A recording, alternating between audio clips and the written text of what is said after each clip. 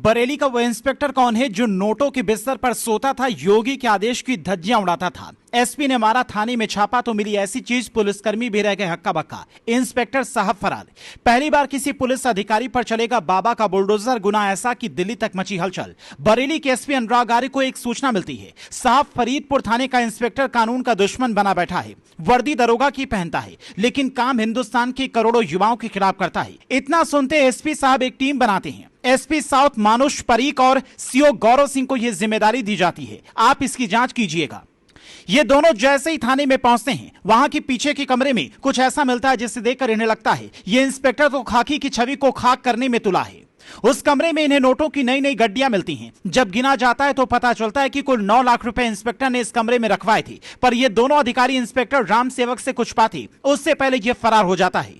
पर उसके बाद जो खुलासा होता है उससे सुनकर हो सकता है कि इंस्पेक्टर राम सेवक की फाइल दिल्ली मंगवा ली जाए, क्योंकि जांच में पता चला है बुधवार यानी कि 21 अगस्त की रात फरीदपुर थाने की पुलिस ने 3 तस्करों को पकड़ा था जो युवाओं की लत खराब करते थे। उनमें से 2 को बिना किसी लिखा पढ़ी के इंस्पेक्टर राम सेवक ने 7 लाख रुपए लेकर छोड़ दिया। अब सवाल यह था कि बाकी के 2 लाख रुपए कहां से आए।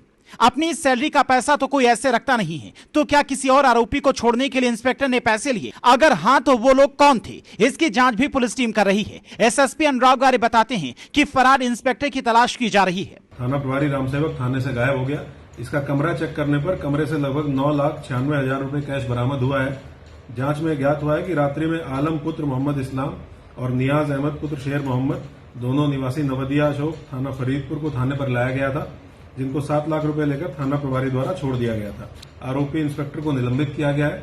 आरोपी इंस्पेक्टर की गिरफ्तारी का प्रयास किया जा रहा है। पर कहते हैं कि जो खुद इंस्पेक्टर हो, जिसे हर तौर तरीके पता हो कि पुलिस कैसे कैसे जांच करती है, तो उसे पकड़ना थोड़ा मुश्किल हो जाता है। इंस्पेक्टर राम सेवक का यह गुनाह इसलिए भी बड़ा हो जाता है क्योंकि मोदी शाह की जोड़ी देश को उड़ता पंजाब बनने से रोकने के लिए कई बड़े कदम उठा रही है। पर अधिकारी अगर राम सेवक की तरह होंगे तो फिर अभियान कैसे सफल होगा, आप खुद अंदाजा लगा लीजिए। सवाल इस बात का भी है कि जो वर्दी की आड़ में इतना बड़ा गुनाह कर रहा था, क्या उसने अपनी हनक दिखाकर कुछ और भी ऐसे काम किए हैं जिससे बाबा के बुलडोजर की जद में आ सकता है और यूपी के इतिहास में शायद पहली बार किसी वर्दी वाले के घर पर बुलडोजर चल सकता है।